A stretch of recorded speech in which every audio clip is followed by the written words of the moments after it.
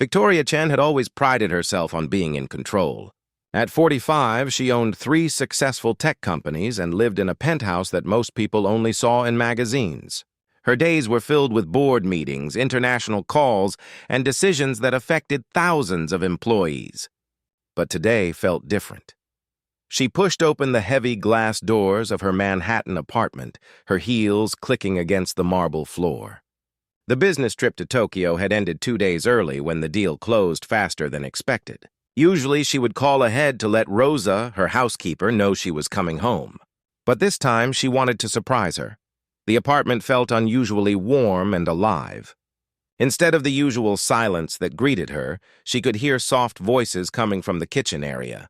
Victoria set down her leather briefcase and followed the sound, her curiosity growing with each step. What she saw made her pause at the doorway. Rosa Santos, her trusted housekeeper of 3 years, was sitting at the kitchen island with a young girl who couldn't be more than 8 or 9 years old. They had homework spread across the granite surface, and Rosa was patiently explaining something about math problems. Victoria had met Rosa's daughter Sophia only a few times before. The little girl usually stayed with neighbors when Rosa worked, but school holidays sometimes meant she had to bring Sophia along. Victoria had never minded. In fact, she found the child's presence oddly comforting in her usually empty home. Sophia was concentrating hard on her worksheet, her tongue poking out slightly as she worked through a problem. Her dark hair was pulled back in a simple ponytail, and she wore a plain white school uniform that had seen better days. But there was something else that caught Victoria's attention, something that made her heart skip a beat. Around Sophia's neck hung a delicate silver chain, and dangling from it was a pendant that made Victoria's breath catch in her throat. It was small but intricate, shaped like a butterfly with its wings spread wide. Even from across the room, Victoria could see the tiny green stones that dotted the wings, catching the afternoon light that streamed through the windows. Victoria gripped the doorframe, her knuckles turning white. The pendant was identical to one she remembered from long ago, one that held memories she had buried deep in her heart. Her mind began racing, but she forced herself to stay calm. "Hello?" she said softly, not wanting to startle them. Rosa looked up quickly, her face showing surprise. "Mrs. Chen! I didn't expect you back until tomorrow. I'm so sorry. Sophia had no school today, and the neighbor couldn't watch her. I hope it's okay that she's here." Victoria waved her hand dismissively, though her eyes remained fixed on the pendant. "Of course it's fine, Rosa. You know I don't mind." Sophia looked up from her homework with bright, curious eyes. "Hello, Mrs. Chen," she said politely, the way children do when they've been taught good manners. Victoria found herself walking closer, drawn by an invisible force. "What are you working on there?" she asked, her voice sounding strangely distant to her own ears. "Math problems," Sophia replied with a small sigh. "They're really hard, but Mama Rosa is helping me." She had started calling Rosa Mama about a year ago, Victoria remembered Rosa mentioning once. As Victoria moved closer, the pendant became clearer. The butterfly's wings were crafted with incredible detail, each line and curve exactly as she remembered. The emerald chips were placed in the same pattern, creating tiny eyes on each wing. Her hands began to tremble slightly.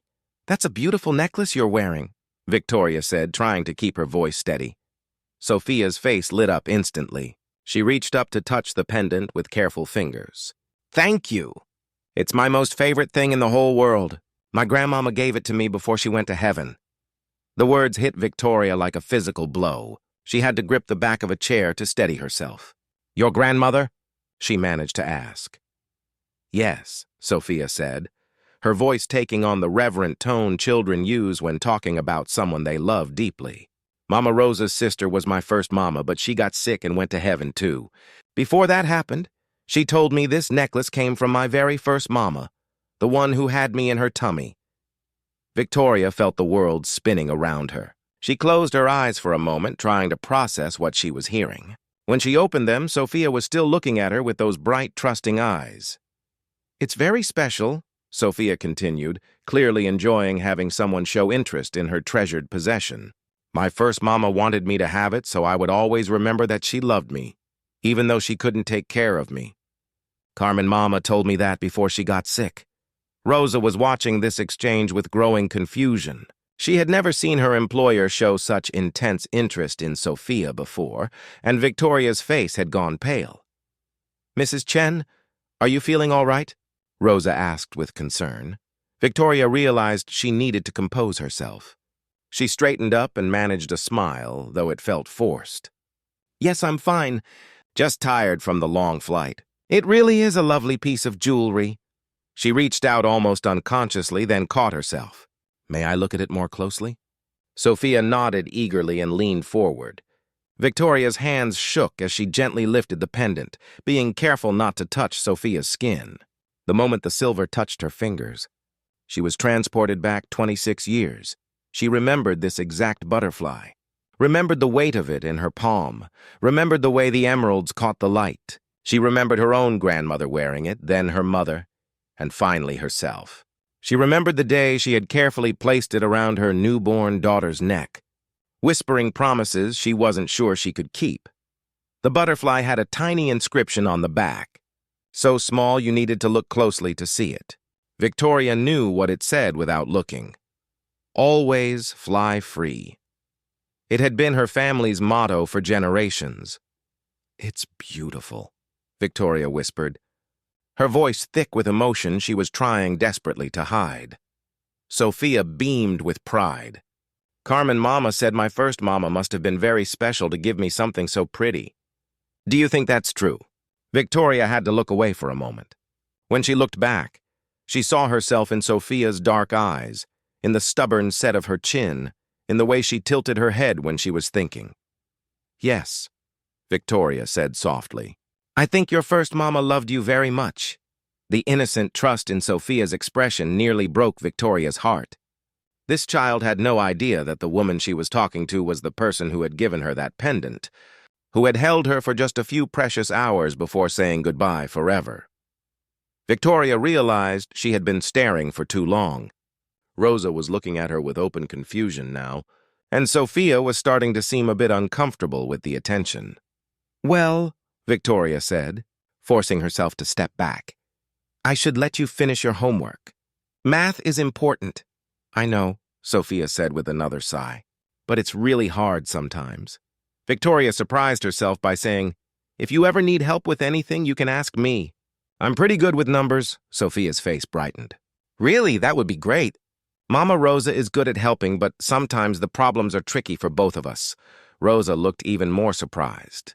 In 3 years of working for Victoria, she had never seen her employer offer to help with anything personal, much less homework.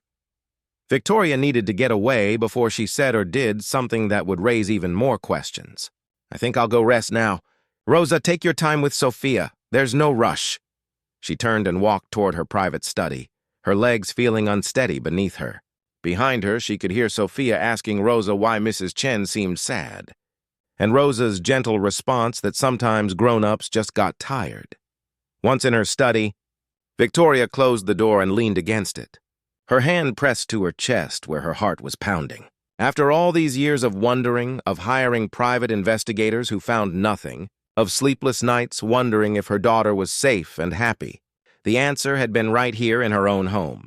Sophia was healthy, bright, and clearly loved. Rosa had given her the stable home that Victoria couldn't provide all those years ago. But now what? How could she go on pretending not to know? How could she look at that beautiful child every day and not tell her the truth?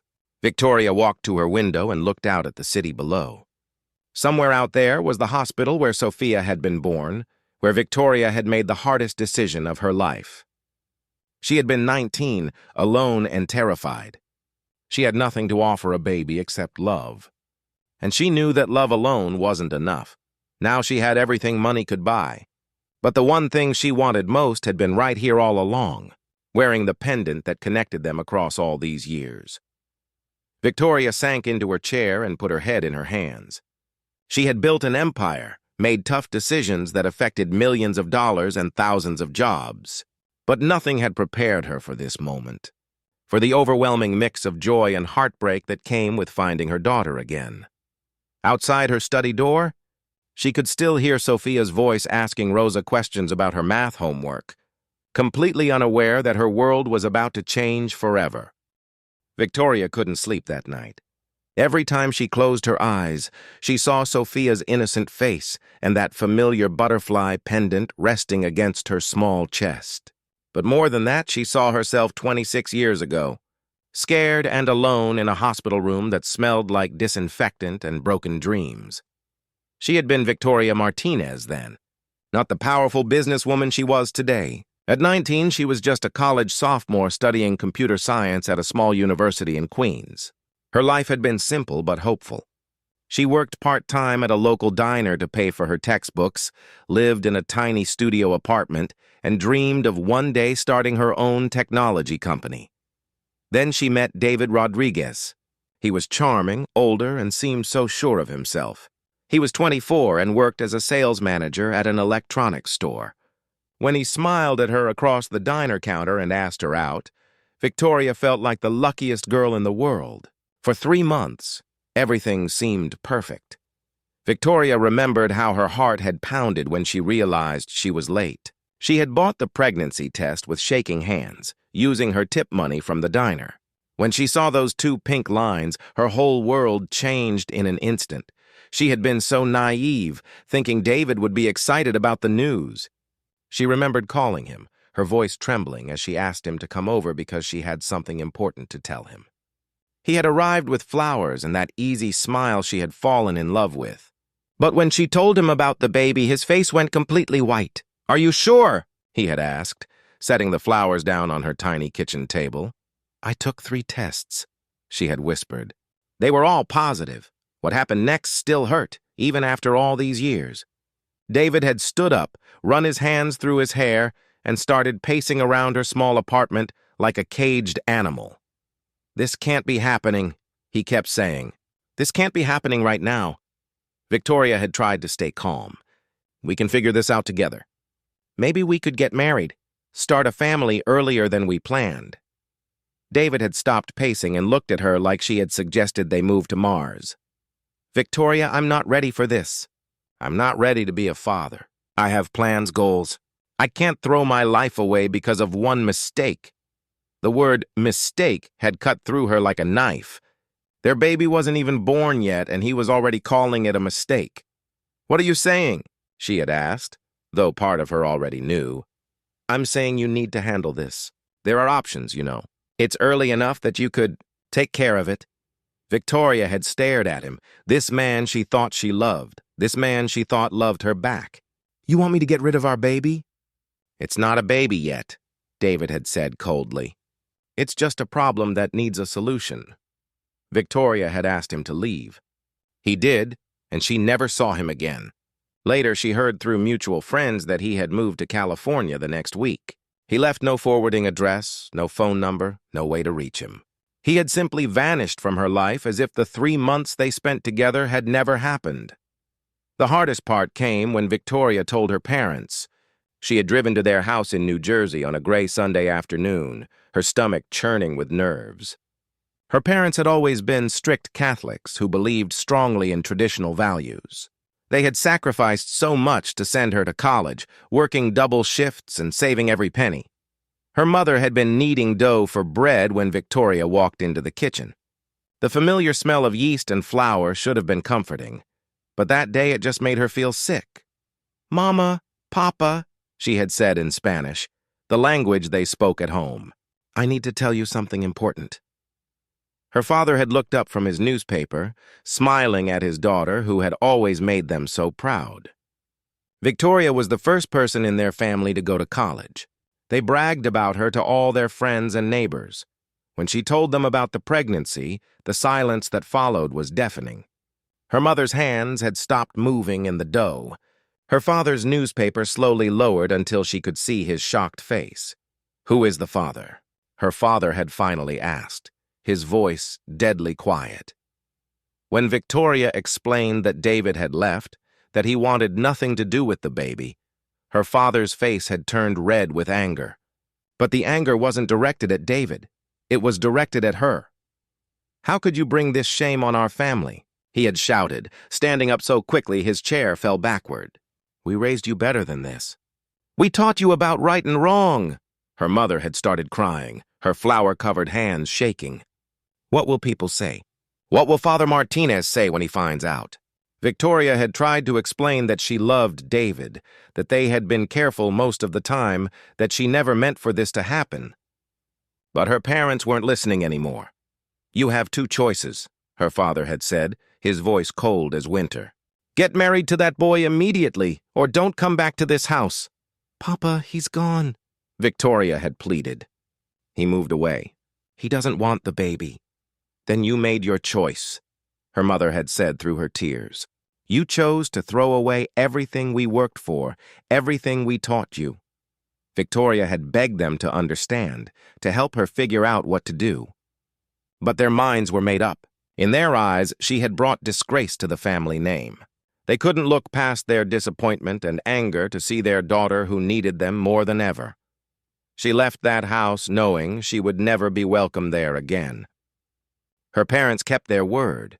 They never called, never wrote, never acknowledged her existence again. Years later, when Victoria had become successful, she tried to reach out. But they had moved away without leaving any information about where they had gone. The next few months were the hardest of Victoria's life. She had to drop out of college because she couldn't afford both tuition and medical bills. The diner where she worked let her go when her pregnancy started showing, claiming customers complained. She found a job washing dishes at a different restaurant, but the pay was terrible and the work was exhausting. Victoria moved to an even smaller apartment, basically just a room with a hot plate and a bathroom down the hall. She ate peanut butter sandwiches for dinner most nights and wore the same 3 maternity outfits over and over again. But through it all, she talked to her growing baby, promising that somehow they would figure it out together. The only valuable thing she owned was her grandmother's butterfly pendant. Abuela Elena had given it to her mother when she got married, and her mother had passed it to Victoria on her 18th birthday, before everything fell apart. "This butterfly has been in our family for 4 generations, her mother had said that day, fastening the chain around Victoria's neck.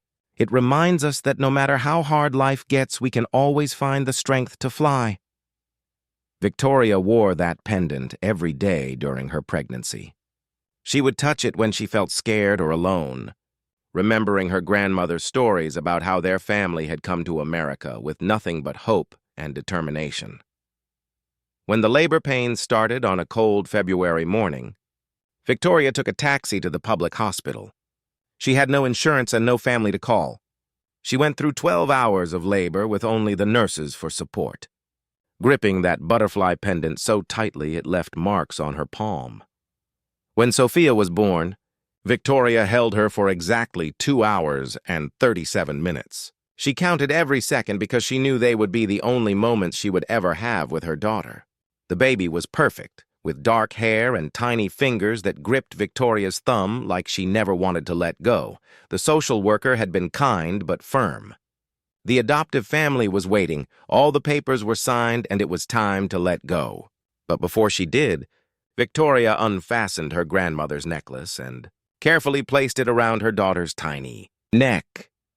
"This will help you remember that you come from a family of strong women," she had whispered to the sleeping baby. "No matter where life takes you, you'll always have the strength to fly free." Giving up Sophia was like having her heart ripped out of her chest. But Victoria knew she was doing the right thing. She had nothing to offer a baby except love, and love wouldn't pay for diapers, food, or doctor visits. The adoptive family could give Sophia everything Victoria couldn't: stability, security, and a future full of possibilities. After that day, Victoria threw herself into rebuilding her life. She changed her last name, moved to Manhattan, and started over completely. She worked 3 jobs while taking night classes to finish her degree. She slept 4 hours a night and lived on coffee and determination. But every night, no matter how tired she wondered about her daughter. Was she healthy? Was she happy? Did she still wear the butterfly pendant? Did she ever wonder about the woman who gave birth to her? As Victoria's businesses grew successful, she hired private investigators to try to find Sophia. But the adoption had been handled through a Catholic charity that protected their records carefully. Every lead turned into a dead end. Every hope turned into disappointment. Now, sitting in her expensive penthouse apartment, Victoria realized that fate had brought her daughter back to her in the most unexpected way. Sophia had been right here all along, being raised by Rosa with the same love and dedication that Victoria wished she could have provided all those years ago. But now she faced an even harder question. What was she supposed to do with this knowledge? Victoria couldn't focus on work for the next 3 days. She sat in important meetings, nodding at the right moments and signing documents, but her mind was always on Sophia. Every time she heard the little girl's laughter echoing through the apartment, her heart would skip a beat. Every time she saw that butterfly pendant catching the light, she had to fight back tears. She needed to know for sure. The pendant was strong evidence, but Victoria had learned in business that assumptions could be dangerous. She needed facts, but she also had to be careful. One wrong move could ruin everything, not just for her, but for Sophia and Rosa, too. Victoria started her investigation slowly. The next morning, she found Rosa in the laundry room, carefully folding Sophia's school uniforms. Victoria had never spent much time talking to Rosa about personal things, but now she needed to know everything. "Rosa," she said casually, leaning against the doorframe, "Sophia seems like such a bright little girl. Has she always lived with you?" Rosa looked up, surprised by the question. Victoria never asked about their personal life.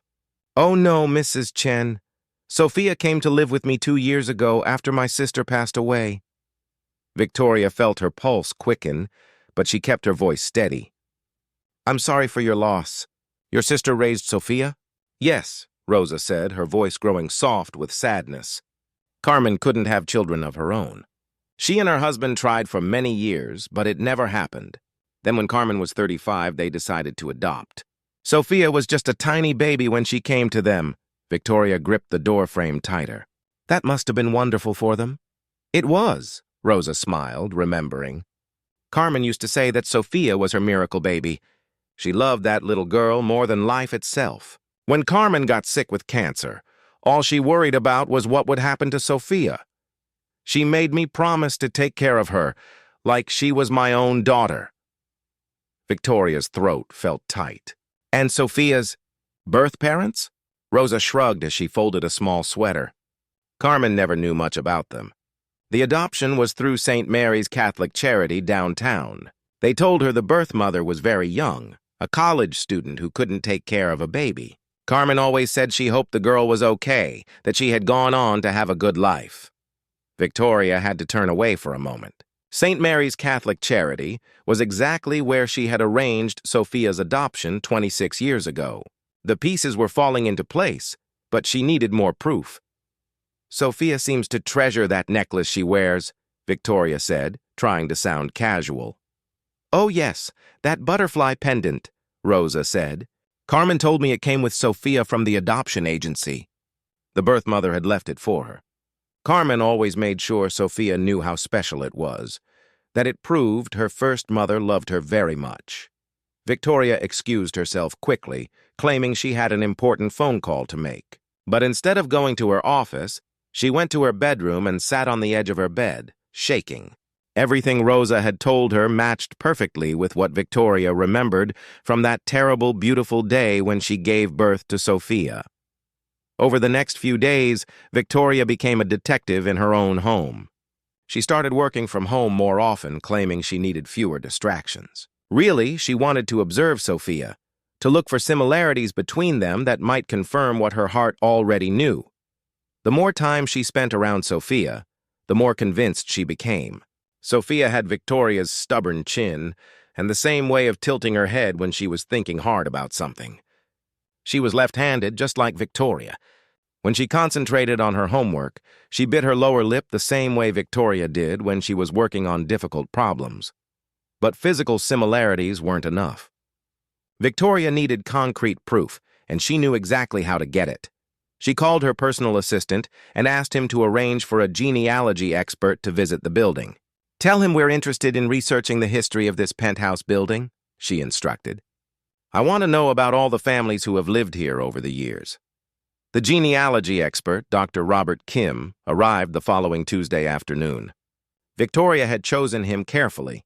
His website showed he specialized in helping families trace their roots and reconnect with lost relatives. He seemed like someone who would understand the importance of family connections. "This is such a beautiful building," Dr. Kim said, as Victoria led him through the apartment.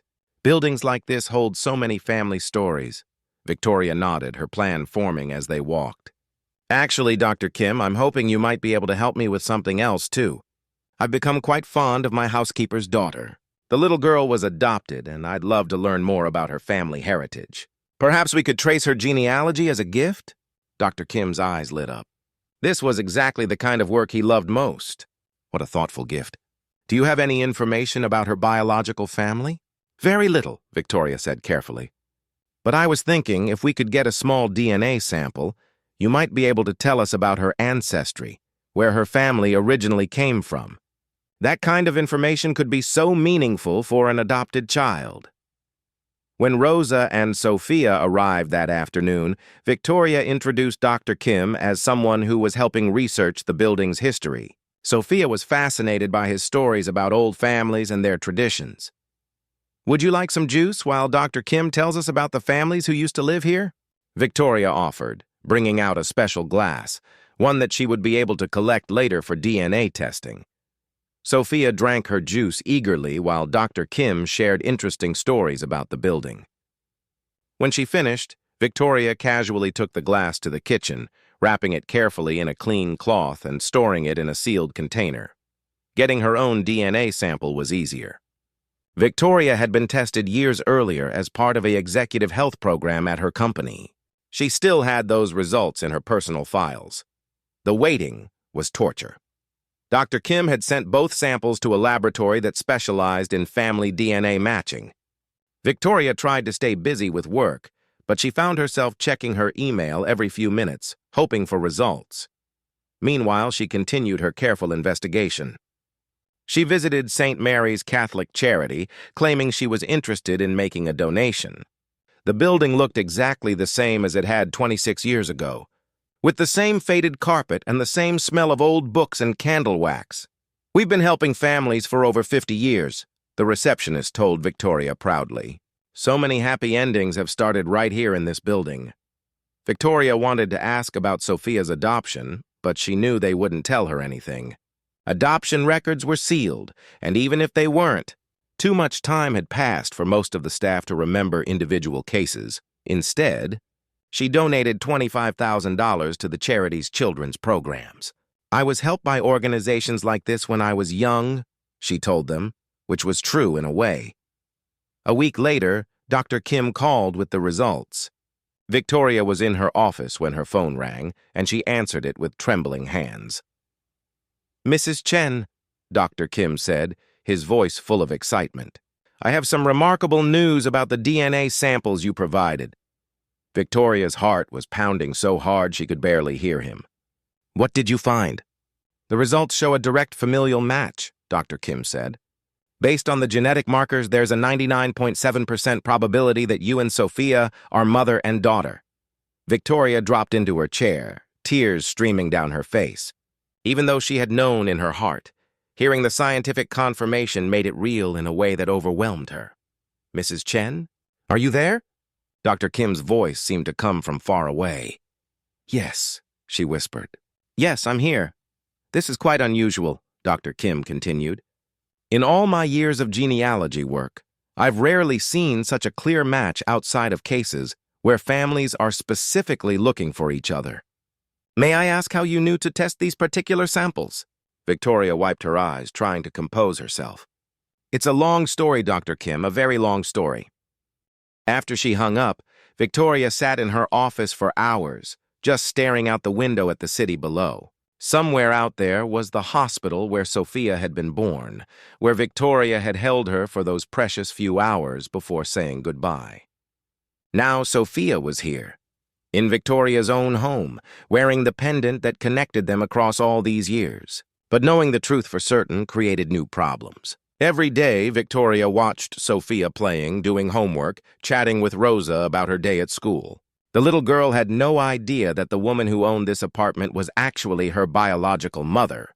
Victoria found herself torn between wanting to tell Sophia everything and knowing that the truth could destroy the stable, happy life Rosa had given her. Sophia called Rosa Mama and clearly adored her. Rosa had sacrificed so much to take care of Sophia after Carmen died, working long hours to support them both, while still being there for every scraped knee and bedtime story. What right did Victoria have to disrupt that bond? Just because she had given birth to Sophia didn't automatically make her Sophia's mother in any way that mattered. Rosa had earned that title through 2 years of daily love, care, and devotion. But the knowledge burned inside Victoria like a secret too big to contain. She started finding excuses to be around when Sophia got home from school. She began asking Rosa detailed questions about Sophia's likes and dislikes, her friends at school, her favorite subjects. She bought expensive art supplies when Sophia mentioned she liked to draw, and arranged for piano lessons when Sophia showed interest in music. Rosa was beginning to notice Victoria's unusual interest in Sophia, but she didn't say anything at first. She just watched quietly as her employer, who had never shown much interest in personal matters, suddenly became very invested in one little girl's life. The situation was becoming impossible to maintain. Victoria knew that sooner or later, she would have to make a choice. She could keep the secret forever, watching her daughter from a distance while pretending to be nothing more than her mother's employer. Or she could tell the truth and risk losing them both. Either way, Victoria realized that her life had changed completely the moment she saw that butterfly pendant around Sophia's neck. There was no going back to the way things were before, when she didn't know that her daughter was sleeping just down the hall from her every night. The question now was what to do with this knowledge that felt both like the greatest gift and the heaviest burden she had ever carried. Victoria's behavior changed completely after getting the DNA results. She couldn't help herself. Every morning, she would find reasons to be in the kitchen when Sophia ate breakfast. She started working from home almost every day, claiming she needed to focus on important projects. But really, she just wanted to be near her daughter. The changes were small at first. Victoria began stocking the kitchen with Sophia's favorite snacks, things Rosa had mentioned in passing conversations. She replaced the basic art supplies in the apartment with expensive professional-grade materials when she noticed Sophia liked to draw. When Sophia mentioned that her class was reading about ancient Egypt, Victoria quietly arranged for a collection of children's books about pyramids and pharaohs to appear on the coffee table. "Mrs. Chen," Rosa said one morning, looking confused as she found yet another expensive gift. "You really don't need to buy these things for Sophia. These art markers must have cost more than I make in a week." Victoria waved her hand dismissively. "It's nothing, Rosa. I just happened to see them in the store and thought she might enjoy them." But Rosa wasn't fooled. In 3 years of working for Victoria, she had never seen her employer show interest in children or education.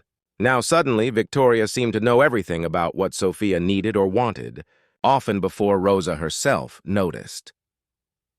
The situation became more obvious when Victoria started asking very specific questions about Sophia's adoption. During their usual morning conversations, Victoria would casually bring up topics that made Rosa uncomfortable.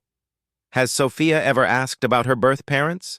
Victoria asked one day, pretending to read her tablet while Rosa prepared Sophia's lunch. Rosa paused in making the sandwich. "Sometimes. All adopted children are curious about where they came from." "What do you tell her?" "The truth," Rosa said carefully. "That her birth mother was very young and wanted Sophia to have a better life than she could provide. That it was an act of love, not abandonment." Victoria's eyes filled with tears, but she looked down quickly so Rosa wouldn't see. "That's a beautiful way to explain it." Rosa studied Victoria's face. Something was different about her employer lately. She seemed emotional in ways that Rosa had never seen before, especially when Sophia was around. The breaking point came on a Thursday afternoon in late October. Victoria had been having a particularly difficult day, struggling with the weight of her secret. When Sophia came home from school upset because some kids had teased her about being adopted, Victoria couldn't control her reaction. "They said I was unwanted," Sophia told Rosa through tears as they sat at the kitchen table. They said my real mom didn't love me enough to keep me. Victoria, who had been pretending to work on her laptop nearby, slammed it shut and stood up abruptly. That's absolutely not true, she said, her voice shaking with anger. Your birth mother loved you more than those children could ever understand. Rosa and Sophia both stared at Victoria in surprise. Her reaction was so intense, so personal, that it didn't make sense for someone who was supposed to be just Sophia's mother's employer. How do you know that? Sophia asked innocently, wiping her tears. Victoria realized she had said too much, but she couldn't stop herself. Because no mother gives up a child unless she believes it's the only way to give that child a better life. She probably thought about you every single day since then. Rosa was watching Victoria very carefully now. There was something in her employer's voice, something that sounded like personal pain rather than general sympathy. That weekend, Victoria made an even bigger mistake. She overheard Sophia telling Rosa that she wished she could take piano lessons like some of her classmates. Before Rosa could respond, Victoria jumped in. I can arrange piano lessons, Victoria said quickly. In fact, I know an excellent teacher who could come here to the apartment twice a week. Rosa frowned. Mrs. Chen, that's very generous, but I can't afford piano lessons for Sophia right now. You don't need to pay for them, Victoria said. I'll handle all the expenses. Consider it an investment in Sophia's education. I don't understand, Rosa said slowly. Why would you pay for piano lessons for my daughter? Victoria realized she was walking into dangerous territory, but she couldn't back down now. I just think every child should have opportunities to explore their talents. But Rosa wasn't satisfied with that answer. That evening, after Sophia had gone to bed, she knocked on Victoria's office door. Mrs. Chen, may I speak with you? Victoria looked up from her computer, her stomach sinking. She could tell from Rosa's expression that this wasn't going to be a casual conversation. Of course. Rosa, please sit down.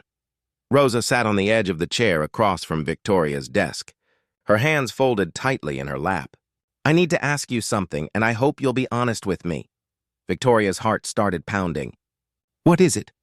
Why are you so interested in Sophia? Rosa asked directly. In 3 years, you've barely noticed that I had a daughter? Now suddenly, you want to pay for her piano lessons. You buy her expensive gifts, and you seem to know things about adoption that most people don't think about.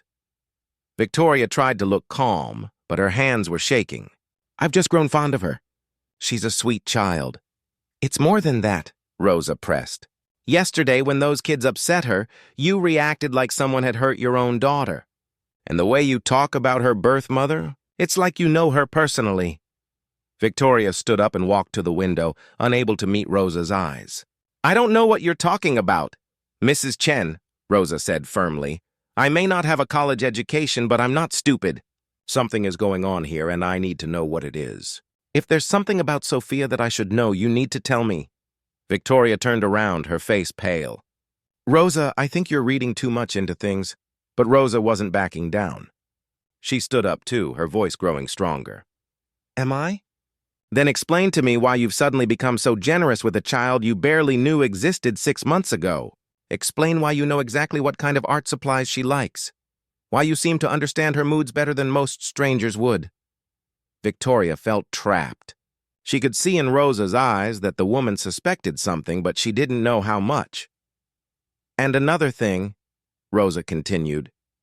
That genealogy expert who came here last month, Sophia told me he asked her a lot of questions about her family background. She said you told him she was adopted. Why would you share personal information about my daughter with a stranger? Victoria's face went completely white. She had been so careful, but she hadn't thought about what Sophia might remember from Dr. Kim's visit. I can explain that, Victoria started. But Rosa cut her off. Can you? Because right now I'm thinking maybe we need to find somewhere else to live. This situation is getting too strange for me to be comfortable with. The threat of losing Sophia sent panic through Victoria like an electric shock. Rosa, please, don't leave. I can explain everything. Then start explaining, Rosa demanded, crossing her arms. And don't lie to me. I know when people aren't telling the truth. Victoria sank back into her chair, her hands covering her face. The secret she had been carrying for weeks was too heavy to hold anymore. When she looked up at Rosa, tears were streaming down her cheeks. "The butterfly pendant," she whispered. "What about it?" "I gave it to her," Victoria said, her voice breaking. 26 years ago, in a hospital room in Queens, I put that necklace around my newborn daughter's neck before I gave her up for adoption." Rosa stared at Victoria in complete shock, her mouth falling open. For a long moment, neither woman spoke. "You're saying—" Rosa started, but couldn't finish the sentence. "I'm saying Sophia is my daughter," Victoria said, the words coming out in a rush now that the secret was finally free. "My biological daughter. The daughter I gave up because I was 19 and had nothing to offer her except love." Rosa dropped back into her chair like her legs had given out. "That's impossible." "I have DNA test results," Victoria said quietly. 99.7% match. Sophia is my daughter, Rosa. She's been living in my home for months, and I've been going crazy trying to figure out what to do about it." Rosa's face went through a series of emotions: shock, disbelief, anger, and finally, protective fury. "You had no right to test her DNA without my permission," she said, her voice low and dangerous. "I know," Victoria said. "I know I handled this wrong. But Rosa, you have to understand, seeing that pendant around her neck, it was like seeing a ghost. I had to know for sure. So what now?" Rosa demanded, standing up again. "Now that you've confirmed she's yours, what exactly do you plan to do? Take her away from the only mother she's ever known? Use your money and power to claim a child you abandoned?" The word abandoned hit Victoria like a slap. "I didn't abandon her. I gave her up so she could have a better life." "And she did have a better life," Rosa shot back. "Carmen loved her like she was her own flesh and blood.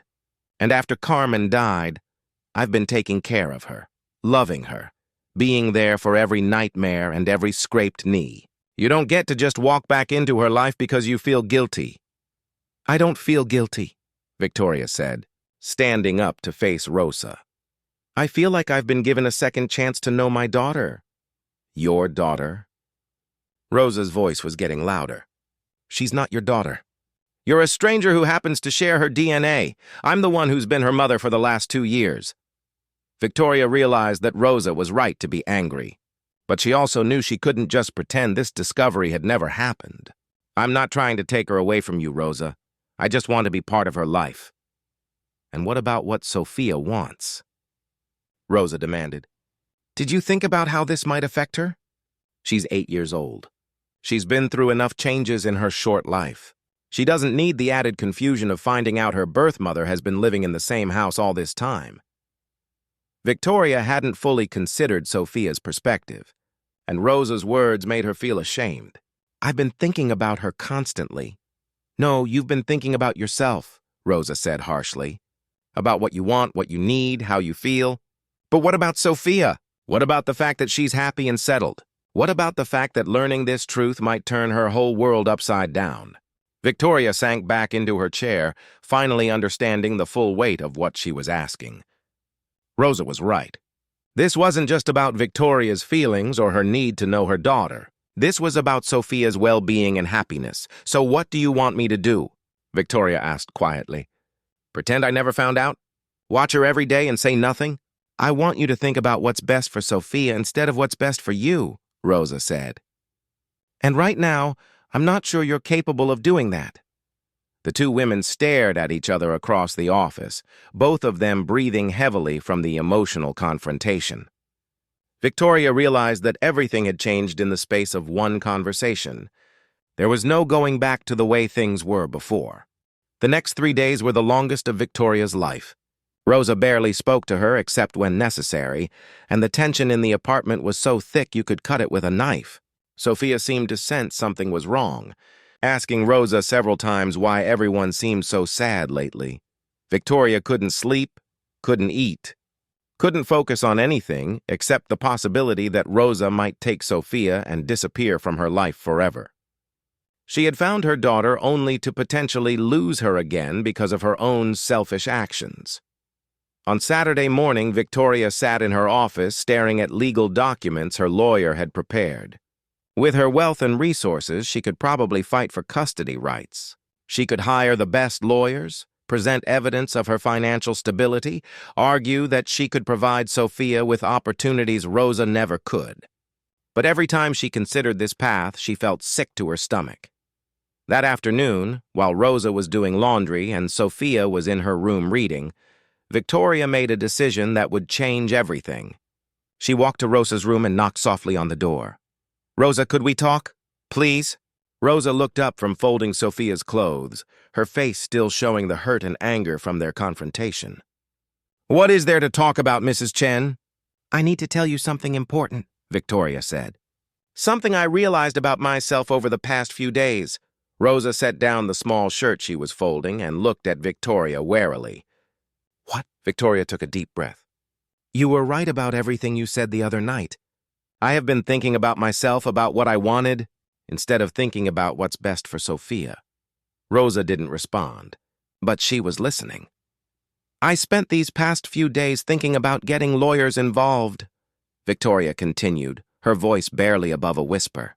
"I thought about fighting for custody, using my money to prove I could give Sophia more opportunities than you can." Rosa's face went pale, and her hands clenched into fists. "You wouldn't." "I thought about it," Victoria admitted. "But then I realized something. Being Sophia's biological mother doesn't make me her real mother. You are her real mother, Rosa. You're the one who's been there for her every day for the past 2 years. You're the one who knows she's afraid of thunderstorms and loves strawberry pancakes. You're the one who sits with her when she has bad dreams about missing Carmen." Tears started forming in Rosa's eyes, but she remained quiet. "I gave birth to Sophia," Victoria continued, "but I've never been her mother. I don't know her favorite color or what makes her laugh. I don't know how to comfort her when she's scared or what songs she likes to sing. You know all of those things because you earned the right to know them." Victoria sat down on the edge of Rosa's bed, her own tears flowing freely now. "I've been so focused on the fact that Sophia is my biological daughter that I forgot the most important thing. She's happy with you. She calls you Mama because that's what you are to her." Rosa wiped her eyes with the back of her hand. "So what are you saying?" "I'm saying I want to propose something different," Victoria said. "Something that puts Sophia's needs first instead of my own wants." Rosa waited, her expression cautious but curious. "I want Sophia to stay with you," Victoria said firmly. "You're her mother in every way that matters. But I'm hoping you might let me be part of her life in a different way." "What kind of way?" Victoria had been thinking about this for days, trying to figure out how to be honest about her feelings while respecting the relationship Rosa had built with Sophia. "Maybe I could be like a family friend or a mentor. Someone who cares about her and wants to help her succeed but doesn't try to replace you as her mother." Rosa studied Victoria's face, looking for any sign of deception or hidden motives. "And you would be satisfied with that? Just being a friend to her? If it means Sophia stays happy and secure with the mother who raised her, then yes," Victoria said. "Rosa, I spent 26 years wondering if I made the right choice giving Sophia up for adoption. Now I know I did. She ended up exactly where she was supposed to be, with people who loved her unconditionally." Victoria reached into her pocket and pulled out a folded document. "I want to make this official. I've had my lawyers draw up papers that would make you Sophia's legal guardian with full parental rights. I would also set up a trust fund for her education and future, but you would control it completely. I wouldn't have any legal claim to make decisions about her life." Rosa took the papers with shaking hands, scanning through the legal language she didn't fully understand. "Why would you do this?" "Because I love her," Victoria said simply. "And because I love her, I want what's best for her. What's best for her is staying with you." Rosa set the papers down and looked at Victoria with new eyes. "You really mean this, don't you?" "I've never meant anything more in my life," Victoria replied. "Rosa, you saved my daughter's life when Carmen died. You gave up your own plans to take care of a little girl who needed you. I can never repay you for that, but I can make sure you both have everything you need." Rosa was quiet for a long moment, thinking through everything Victoria had said. Finally, she spoke. "What about Sophia? When do we tell her the truth?" "We tell her when she's ready to understand it," Victoria said. Maybe when she's older, maybe when she starts asking more questions about her adoption. But that decision should be yours to make as her mother, not mine. Rosa nodded slowly. And until then, you would be okay just being... What? A family friend? More than okay, Victoria said. Rosa, watching Sophia these past few months has been the greatest gift I never expected to receive. Just knowing she's safe and happy and loved is enough for me. If I can also be someone who helps her with homework sometimes, or takes her to museums, or teaches her about business when she's older, that would be more than I ever dreamed of having. Rosa stood up and walked to her window, looking out at the city below. After several minutes, she turned back to Victoria. There would have to be rules.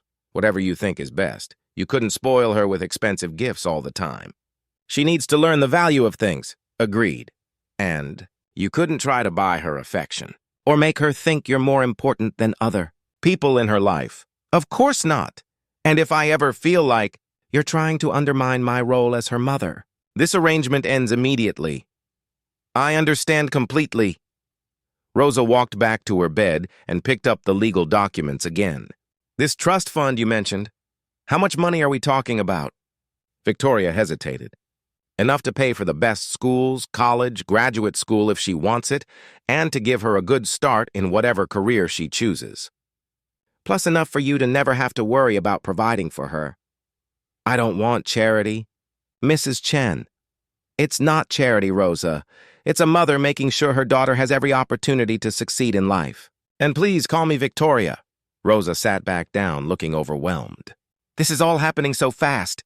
A week ago, I thought you were just my employer who had gotten a little too attached to my daughter. Now you're telling me you're her birth mother and you want to set up trust funds and make me her legal guardian. I know it's a lot, Victoria said, and you don't have to decide anything right now. Take all the time you need to think about it. Just then, they heard Sophia's voice from the hallway. Mama Rosa, can I have a snack? Both women smiled at the sound. Rosa called back, Of course, mija. I'll be right there. Victoria stood up to leave, but Rosa stopped her. Victoria? Yes? I need to ask you something, and I want a completely honest answer. Okay. If Sophia was unhappy living with me, if she wanted to live with you instead, would you take her? Victoria looked Rosa straight in the eye. If Sophia was truly unhappy and wanted to leave, I would help her understand why staying with you is still the best choice for her. You're not just her guardian, Rosa. You're her mother in every sense of the word.